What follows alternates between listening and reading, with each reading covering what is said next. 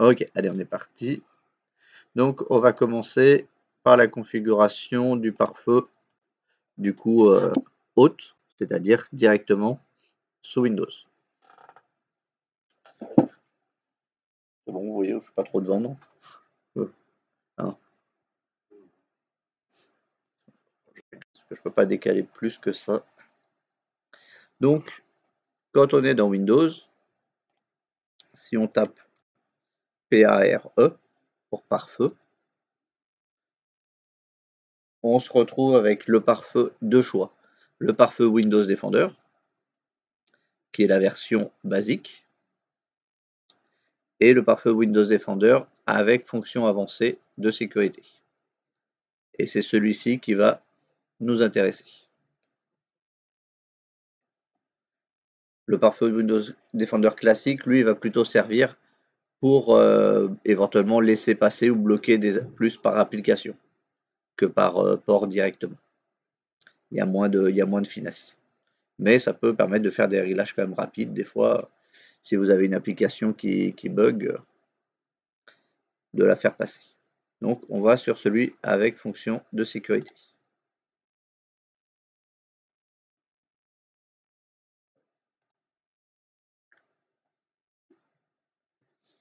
Et vous allez normalement vous retrouver ici. Donc avec une vue d'ensemble. Et on voit qu'il existe 3 profils de pare-feu. Le pare-feu domaine, quand la machine est connectée à un domaine. Le pare-feu privé, quand c'est connecté à un réseau privé. Et le réseau public, quand c'est un peu plus, il y a plus de liberté. Le plus restrictif de base, c'est le profil privé. Donc,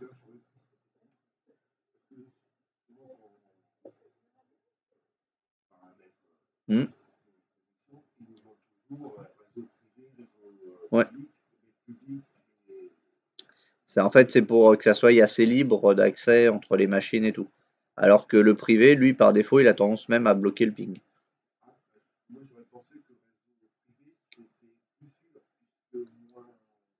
Ouais, bah, c'est plus sûr parce que du coup, il protège plus de choses, quoi, d'entrée. T'empêches plus de choses d'entrer dans ton réseau quand tu es en réseau privé que quand tu es en réseau public.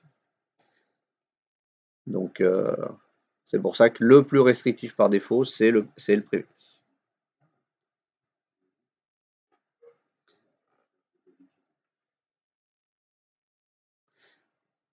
Du coup, ici, vous avez, ce qui va nous intéresser ici, les règles de trafic entrant et les règles de trafic sortant.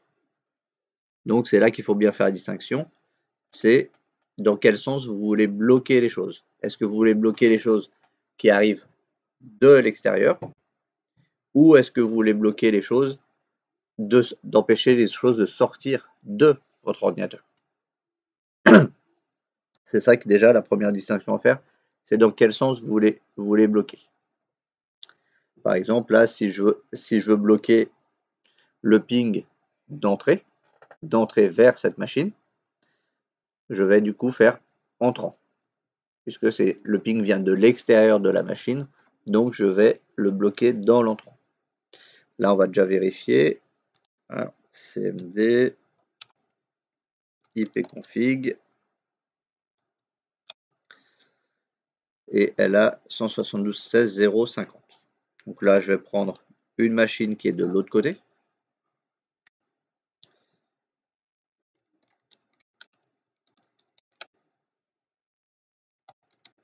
Ping 172.16. Oups.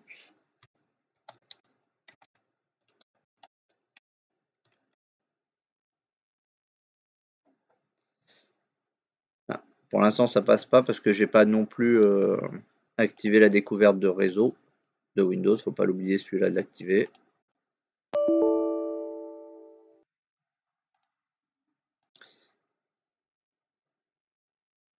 Et là, je me mets en public. Ça, je suis sûr que là, ça va passer. J'ai bien mon ping, du coup, vers la machine qui passe. Là, ce que je vais faire, c'est que je vais laisser tourner le Windows Server avec le ping. Et comme ça, normalement, on va tout de suite, dès qu'on aura appliqué la bonne règle, le ping ne répondra plus. Donc comme ça sera déjà lancé. Donc ici, je retourne dans l'entrant, parce qu'on veut bloquer le ping qui vient de l'extérieur. Et ici, on a nouvelle règle. Non, pas la loupe. Ergonomie. C'est de monter un petit peu la taille de celui-là.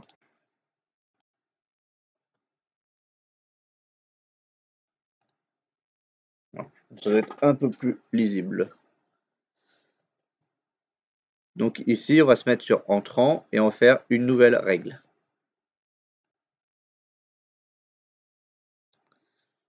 Ici, vous voyez qu'il vous propose du coup plusieurs choses que vous souhaitez faire. Soit vous voulez bloquer un programme, c'est le cas que je disais tout à l'heure, par exemple d'empêcher Chrome d'accéder à Internet. Vous pouvez bloquer directement un port, donc quand on connaît le port, sauf que le ping, lui, c'est un protocole qui est un peu spécifique, il n'a pas un port à lui tout seul, prédéfini. Du coup, on a déjà différents services qu'on peut bloquer ou autoriser. Donc, si c'est dans cette liste-là, vous pouvez utiliser directement cette liste. Mais là, si on regarde, on ne voit pas a priori le ping. Donc, on va aller dans personnaliser. C'est là que vous avez le plus de souplesse d'ailleurs.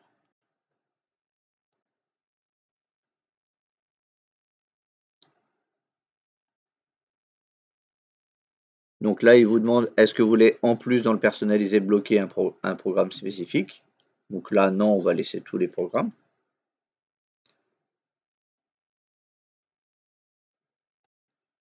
Ça, c'est pour les services, on peut définir. Et ici, vous avez à quel port et protocole ça va s'appliquer. Donc ici, tous, si on laisse tous, ça va s'appliquer à tous les protocoles c'est pas ce qu'on veut. Le ping, c'est l'ICMP, son vrai nom.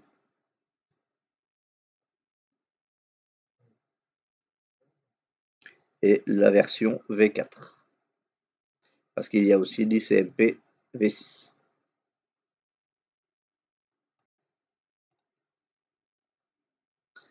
Et vous voyez qu'il y a un paramètre spécifique pour l'ICMP en bas.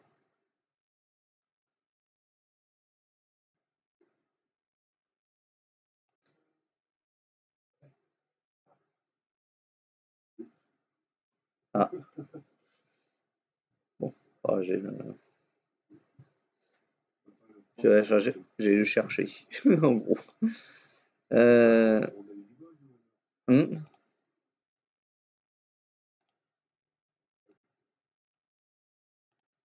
Donc on fait suivant. Après, si c'était un port, on l'aurait indiqué en dessous. Le port local, c'est le port sur le réseau de la machine elle-même, port distance, et si justement il y a des transferts de ports qui se font pour bloquer le port initial. Mais ça, du coup, ça on le reverra plus par la suite avec le NAT, le transfert de port. Mais le plus simple, c'est de bloquer, sauf si c'est vraiment des ports qui sont contigus, c'est de bloquer port par port si vous avez des doutes au début. Comme ça, vous êtes sûr de bien voir. Donc pareil, ici, adresse locale, adresse distante, on peut spécifier des machines spécifiques auxquelles ça va s'appliquer. Là, pour l'instant, on ne va pas le faire, mais on va le remodifier après pour le tester. Donc pour l'instant, on met toutes les adresses. Et ici, on choisit si on veut laisser passer la connexion, si on veut l'autoriser seulement si elle est sécurisée, c'est-à-dire par IPsec, c'est le VPN, par un type de VPN, ou si on veut bloquer la connexion. Donc il peut même prendre en compte des règles différentes entre si on est connecté en VPN ou si on n'est pas connecté en VPN. Donc on peut vraiment aller très loin si on souhaite dans le pare-feu. Donc là ici on va bloquer la connexion. Ici on choisit dans quel domaine, dans quel cadre ça s'applique. Donc en général on le laisse par défaut sur les trois, mais on peut avoir sur le domaine plus libre que si on est en privé ou en public, par exemple, si on le décoche. Ici, on va mettre bloc ICMP, pour préciser V4. Et donc là, on voit, si je retourne sur mon serveur, il continue à pinguer. Il n'y a pas de problème, pour l'instant, je n'ai pas validé. Maintenant, je valide.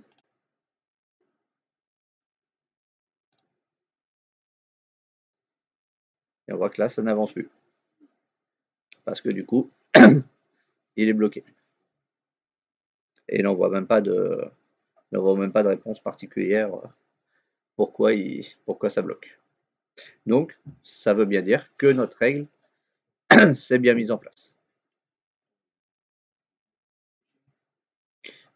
Oui, mais après, en fonction, comme on avait vu tout à l'heure, hier dans PFSense, on peut dire qu'on rejette le message avec une réponse ou on le bloque sans réponse.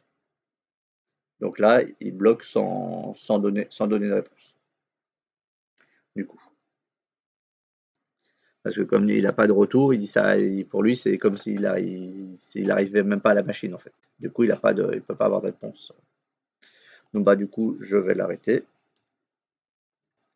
Et on voit que là, il a perdu 12% des paquets, parce que c'est les tests qu'il a continué une fois qu'on avait bloqué le pare-feu. Maintenant, si je prends mon Ubuntu, je vais réessayer.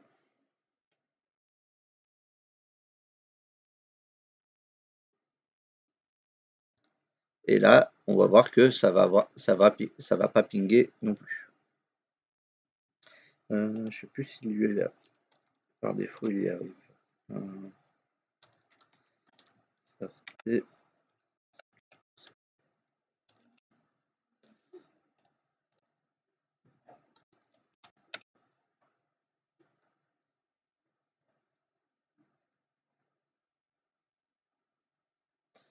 Donc là, terme. Et je fais ping, donc j'ai dit 172.16.50. Non, 0.50. Donc là, il essaie de pinguer, ça marche pas, ce qui est normal. Donc je reviens maintenant sur Windows. Donc là, les deux machines Linux ne répondent pas. Maintenant, je vais retourner sur mon IPv4, je vais désactiver la règle. Et là, on voit que ça repasse. Donc je la réactive. Et maintenant, je vais la modifier. Parce que là, tout à l'heure, j'avais du coup le ping à partir de celui-là, qui est le 50.254. Et ici, lui, il essaie de pinguer aussi. Donc ce que je vais faire là pour montrer que c'est possible, je vais dire qu'il y a un seul des deux qui soit bloqué. Je vais bloquer qu'une seule des machines. Donc pour ça, on retourne dans les propriétés de la règle. Donc si jamais vous avez fait une erreur pendant la config, vous n'êtes pas obligé de supprimer la règle. On a accès à peu près à tout dans les propriétés. Donc on retrouve les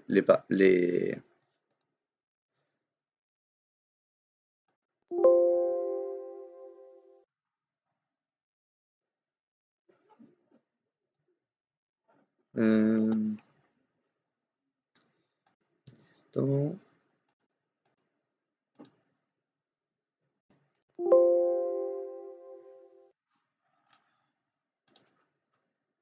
Tu laisses le faire, avancer, type d'interface. Ah, voilà. L'autre ordinateur distant, ça ne fonctionnait que quand on est en VPN. Donc ici, ajouter l'adresse. Donc l'adresse, on va mettre 192.168.50.254. On va laisser juste le serveur ping. Non, c'est le contraire. On va bloquer que au niveau du serveur, justement, j'ai indiqué l'adresse du serveur.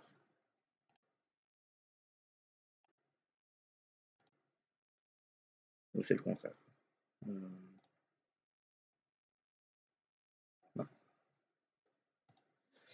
Qu'est-ce que j'ai raté? Ouais, là les deux passent.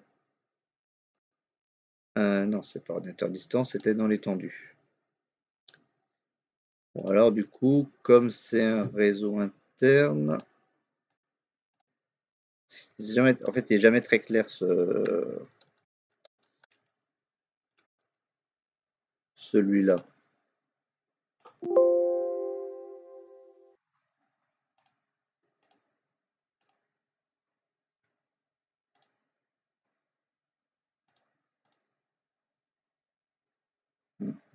Voilà. C'était censé. Ouais, mais c'est bien parce que du coup, là, je l'ai mis en distant ou au local, ça revient au même. Je vais mettre aussi dans le distant.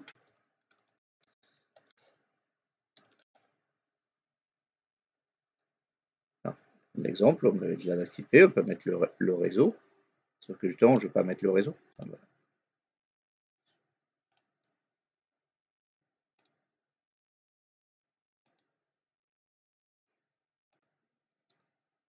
Bizarre.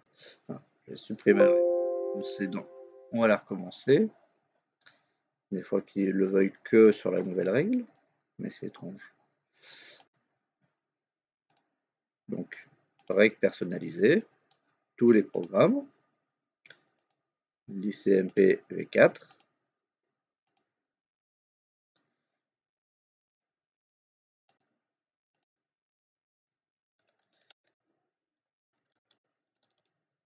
Moi, je me trompe d'adresse.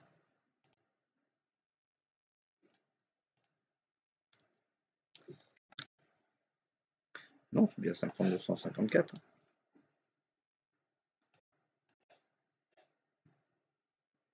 Ça s'applique à toutes les interfaces.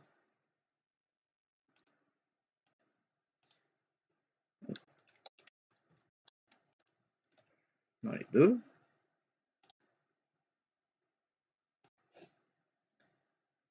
Bloquer la connexion.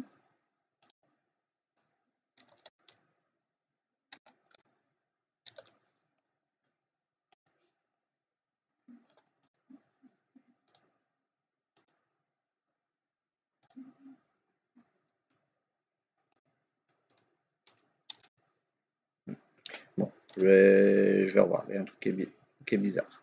Je sais que j'ai déjà fait. C'est pas clair je sais qu'à chaque fois, c'est pas le plus clair entre local et distant comment il fait la répartition. Bon, je vais le revoir. Mais c'est pour dire que normalement, on est censé pouvoir bloquer les PC. Donc, je vais refaire un essai et je vous précise quand j'ai retrouvé la solution.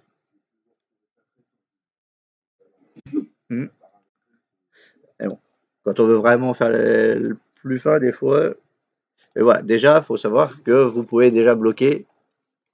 Le principal, effectivement, en général, c'est bloquer par port et pouvoir déterminer entrée et sortie. Par exemple, là, on peut faire l'autre côté. Si je fais SSH serveur 192.168.50.254.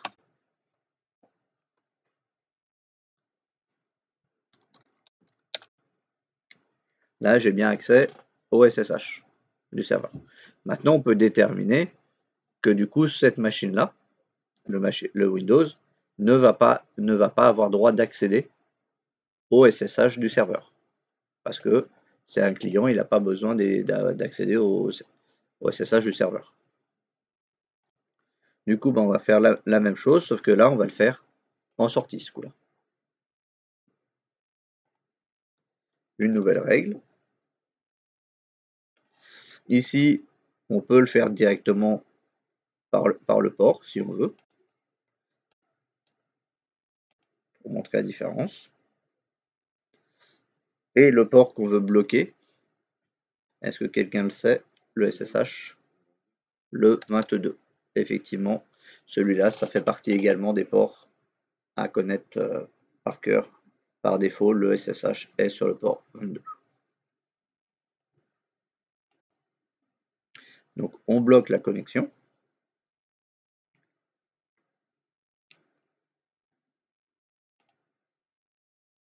On l'applique à tous les pare-feux.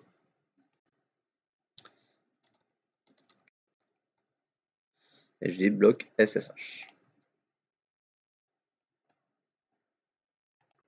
Je me suis connecté à partir de la machine physique.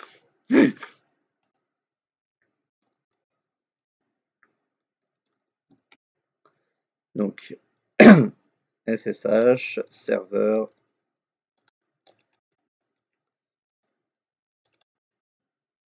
voilà, refuser. Et pour vérifier si c'est bien ça qui a marché, on la désactive et on réessaye et on voit que là ça a bien fonctionné. Et là du coup on est connecté et je vais la réactiver. Je sais plus, par contre je crois que quand la connexion est déjà active, je crois que ça coupe pas instantanément. Je sais plus.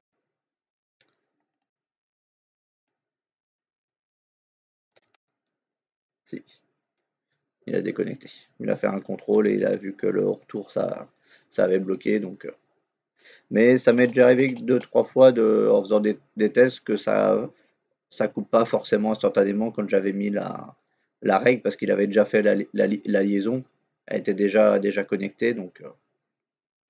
Mais effectivement, dans l'idéal, c'est que ça se connecte, ça se découpe automatique directement.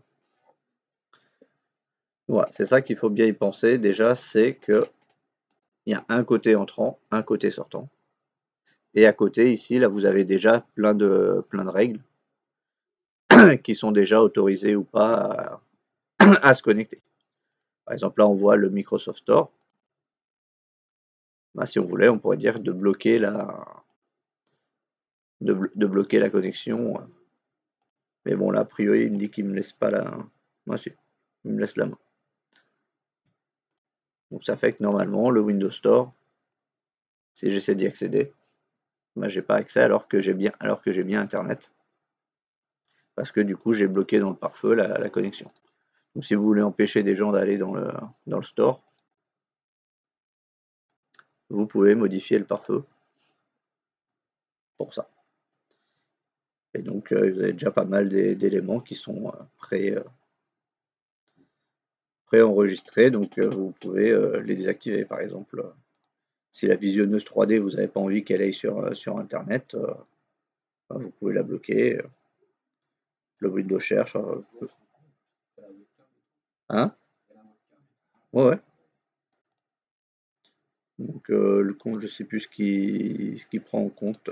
Bon, ça, faut faire attention. Si tu es sur un compte qui n'est pas un compte Microsoft, normalement, ça ne doit pas poser de problème. Si tu es sur un compte Microsoft, ça peut-être à éviter. Voilà. Par exemple, Word et tout, quand vous lancez même la version qui est installée directement sur votre machine, bah, lui, il essaie d'accéder à Internet pour que ça soit pour les mises à jour, pour des modèles et pour envoyer des tas de choses, on ne sait trop quoi, à Microsoft. Donc on peut très bien décider dans le pare-feu de bloquer Word et que Word il ait accès, il n'y a rien, il ne va pas sur Internet, quoi. Une fois que sa licence a été validée, on le bloque et puis du coup au moins on est sûr qu'il ne va pas sur Internet. On n'a pas forcément envie on ne sait pas toujours trop forcément ce qu'envoie Microsoft. Parce qu'on va avoir un élément après, pour moi je trouve que c'est un élément de sécurisation qui est intéressant, c'est pas le marqué directement, mais on va voir ce qui s'appelle PyHole, qui est en fait un bloqueur de pub et de sites à l'échelle d'un réseau. Donc tous les appareils qui seront connectés au Pi-hole ben, bloqueront des connexions vers des sites qui n'ont rien à faire là, ou bloqueront l'envoi vers des justement Microsoft, Mozilla, des trucs comme ça. Et c'est là qu'on va voir qu'il y a quand même pas mal de trucs qui sont envoyés, qu'on pensait pas qu'il y en avait autant de trucs qui passaient. Parce que du coup, ça vous permet d'analyser tous les sites qui passent et plus ou moins qu'est-ce qu'ils envoient, quoi. Et donc Microsoft, il envoie pas mal de télémétrie. À un moment, j'avais testé un MMO, là, gacha je sais plus, ça devait être donc Star Rail ou un truc comme ça. Et en gros, toutes les minutes, il essayait d'envoyer de la télémétrie au fabricant, quoi. Et ça empêchait pas le jeu de fonctionner puisque du coup, ça s'était retrouvé bloqué. Donc, pour dire qu'il y a pas mal de choses qui sont envoyées sans qu'on le sache vraiment. Et donc le pare-feu peut bloquer pas mal de ces choses-là. Si le programme, vous êtes sûr qu'il n'a pas besoin d'aller sur Internet, et bah du coup, vous le bloquez.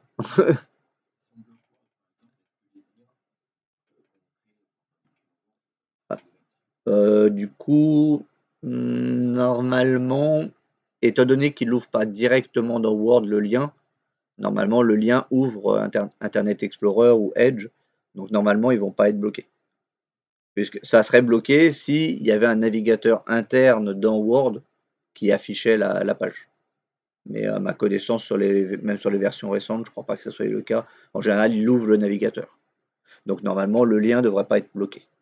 Donc dans le pire des cas, c'est si vraiment il veut pas quand même, c'est de faire un copier-coller du lien. Mais normalement, à l'intérieur même de Word, normalement, il ne devrait pas, puisque le lien s'ouvre normalement dans un autre navigateur. Donc le navigateur, lui, est pas censé être bloqué. Bon, sauf si tu l'as bloqué aussi en plus.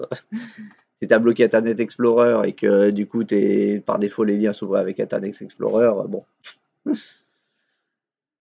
Donc voilà, c'est le principe, on veut vraiment tout bloquer pour affiner les choses, parce que justement, des fois, si on a des connexions qui vous paraissent bizarres ou quoi dans le gestionnaire de tâches ou quoi, bah au moins vous pouvez le bloquer le pare-feu pour être sûr que ça aille pas voir ailleurs, quoi. Parce que ça peut bloquer, par exemple, si vous le savez lequel c'est et que vous n'arrivez pas à vous en débarrasser, comme ça, si vous avez un trojan qui récupère les données et qui les envoie, bah du coup, ça peut permettre de le bloquer. C'est juste que par contre, le pare-feu de Windows ne vous indique pas systématiquement chaque nouvelle connexion qui est réalisée. Par contre, des éléments externes tierces, comme zone alarme, ou je ne sais pas si je l'ai remis là, Glasswire. Non, je ne vais pas réinstaller là.